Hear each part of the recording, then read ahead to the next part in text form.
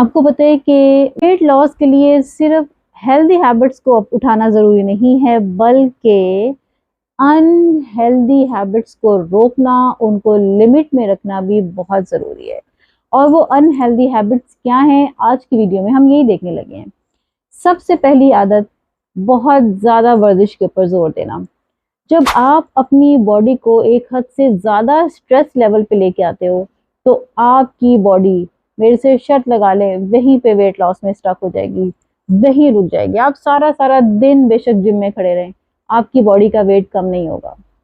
उसकी वजह क्या है? उसकी वजह ये है कि आप क्या करते हो, वॉक भी करके आते हो, फिर जिम जा रहे हो तो वहां पे जाके साइकिलिंग शुरू कर दी, क्लाइंबिंग स्टार्ट कर दी, ट्रेडमिल के ऊपर चलना शुरू कर दिया, उसके बाद फिर 1 घंटे की एरोबिक्स की क्लास लेनी शुरू कर दी है। भाई, आप अपनी बॉडी के ऊपर जब इतना ज़्यादा स्ट्रेस देंगे, आपकी बॉडी ढीठ हो जाएगी और क्या करेगी, आपको पैनिक करेगी, वहाँ पे वेट प्लेट्यू आ जाएगा, वेट स्टक हो जाएगा और आपका वेट लॉस नहीं होगा। तो ये सबसे पहली गलती है, इससे बचें। एक हद से ज़्यादा एक्सरसाइज के ऊपर जोर मत दें। दूसरी चीज़, एक हद से ज़्यादा कैलोरीज की रिस्ट्रिक्शन ना रखें। अब बहुत ज़्यादा कैलोरी काउंटिंग ना करें। हाँ, आप अपने सर्विंग प्लेट का ज़रूर ध्यान रखें, लेकिन बहुत ज़्यादा कैलोरीज काउंटिंग में जाना, बहुत ज़्यादा उसको उसकी डिफेक्ट में जाना, बहुत ज़्यादा उसको माइनस करना, आपके जिस्म के अंदर बहुत सारी पेचीदगियों और कमज़ोरियों का बायस बन सकता है।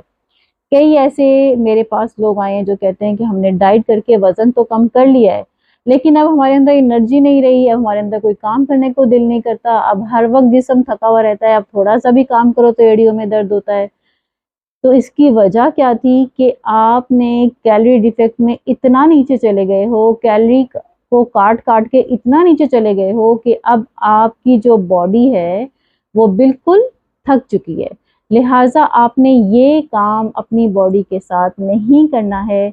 आपने हमेशा हेल्दी कैलोरीज़ के साथ और हेल्दी रेंज में ही अपना वज़न जो है वो कम करना है। जब हम अपनी बॉडी के ऊपर एक हद से ज़्यादा बाउंड्रीज लगाते हैं, पाबंदियां लगाते हैं, तो क्या होता है कि जो हमारी बॉडी है, उसको ईंधन नहीं मिलता जिसकी उसको ज़रूरत है, जिसकी वजह से उसने एक्टिव रहना है, एनर्जेटिक रहना है। फिर क्या होता है कि फिर वो फाका कशी के मोड में चला जाता है और उसके बाद वो क्या करता है, चूंकि आपको भूखा रहने की आदत हो जाती है, तो वो फैट जो है वो स्टोर करना शुरू कर देता है, बजाय इसके कि वो उस फैट को पिघलाए, उसको ख़त्म करे, उसको बहाए, वो उसको स्टोर करना शुरू कर देता है। कई ऐसे लोग हैं जो कि मुझे कहते हैं कि मैं तो सारा दिन कुछ नहीं खाती, फिर भी नहीं मेरा वेट कम होता। तो ये वो मोड है जिसके अंदर आपकी बॉडी को जो ईंधन है वो नहीं मिल रहा और आपकी जो बॉडी है वो ढीठ बन गई है। तीसरी गलती, मुकम्मल नींद ना लेना। अब क्या होता है कि जब हम मुकम्मल नींद नहीं लेते और हमारी बॉडी स्टार्विंग मोड पे आ जाती है, तो वो हमसे कार्बोहाइड्रेट ज़्यादा मांगती है और जब वो कार्बोहाइड्रेट ज़्यादा मांगती है, तो फिर क्या होता है कि हमारी, ज़ाहिर है, बॉडी जो है वो वेट लॉस में स्टक हो जाती है। नींद का और भूख का रिश्ता हार्मोन्स की वजह से है। लिहाजा आप अपने स्लीप पैटर्न को, मेलेटोनिन हार्मोन को रेगुलेट रखें, अच्छी नींद लें, ताकि आपको वेट लॉस में हेल्प मिल सके। चौथी बात, बिल्कुल बेफिक्री से खाना खाएं।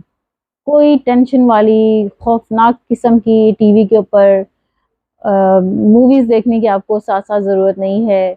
कोई कोई जंग का सामान देखने की, कोई ऐसी न्यूज़ देखने की, कोई ऐसे सीन देखने की जिसकी वज़ह से आपका जो ज़हन है वो स्ट्रेस में चला जाए।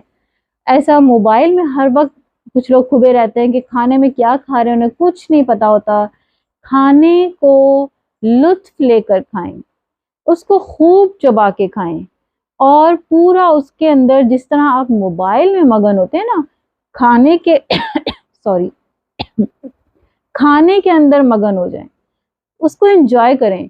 उससे क्या होगा कि आप जब थोड़ा भी खाना खाएँगे, तो आपका जो इनर है वो सैटिस्फाइड हो जाएगा, आपसे मज़ीद डिमांड नहीं करेगा और फिर आपका जो वेट है वो आराम से कम होना शुरू हो जाएगा। लेकिन जब आपका ध्यान किसी और तरफ बहुत ज़्यादा लगा होगा तो इससे क्या होगा कि आपको थोड़ी ही देर के बाद आपकी बॉडी को लगेगा कि मैंने तो खाया ही कुछ नहीं, क्योंकि आपने उस चीज़ को महसूस नहीं किया अपने माइंड में, आपने उसके लिए अपने माइंड में जगह नहीं बनाई, माहौल नहीं बनाया।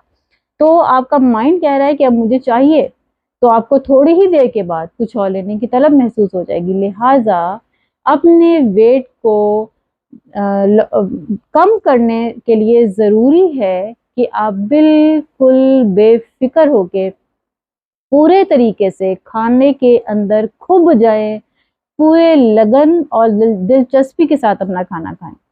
पांचवी गलती हम क्या करते हैं कि जब चीट डे आता है तो उसके अंदर ओवर ईटिंग करते हैं। देखिए, अपने रवैये और अपनी आदत को बदलें। खाना हमने बतौर ईंधन खाना है, बतौर इनाम नहीं। ऐसा नहीं होना चाहिए कि जिस दिन चीट डे है उस दिन आपने इतना ज़्यादा खा लिया है, इतना ज़्यादा खा लिया है कि अब आप खुद भी तंग आ गए हैं कि अब लेटें कैसे और सोएं कैसे। चीट डे में आप ये कर सकते हैं कि जैसे आपने पूरा वीक अगर कार्ब्स नहीं खाए हैं तो आप उस दिन कार्ब्स ले लें। अगर आपने कोई फ्राइड चीज़ नहीं खाई है, चलें आप कोई एक फ्राइड चीज़ ले लें, लेकिन उसको ओवरडू ना करें, उसके लिए ओवर ईटिंग ना करें। उससे क्या होगा कि आपका जो वेट है वो दोबारा स्टक हो जाएगा, क्योंकि बॉडी वो वाली कैलोरीज बर्न करने में लग जाएगी, बजाय इसके कि जो आपकी पहले से अंदर रिजर्व थी उनको निकालती।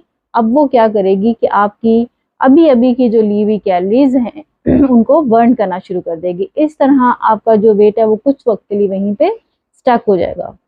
तो ये वो 5 आदत हैं जो कि आपको वेट कम करने में आपके लिए रुकावट बनती हैं, रुकावट का बायस बनती हैं। अपनी बैड हैबिट्स को गुड हैबिट्स के साथ चेंज करें, इनको बदलें, ताकि ना सिर्फ ये कि आप अपना वेट कम कर सकें, बल्कि आप कम करने के बाद भी अपने वेट को एक हेल्दी रेंज में रख सकें। अक्सर लोग क्या करते हैं कि अपना वेट कम कर लेते हैं और 1 महीना कम कर लिया, आपका 4 केजी कम हो गया, बड़ा खुश हो गए, और उसके बाद फिर अगले 2-3 महीने भूल गए, फिर रज के खाया खाया खाया, और फिर जनाब जी दोबारा से टेंशन में आ गया कि अब क्या करें, अब तो जिस्म।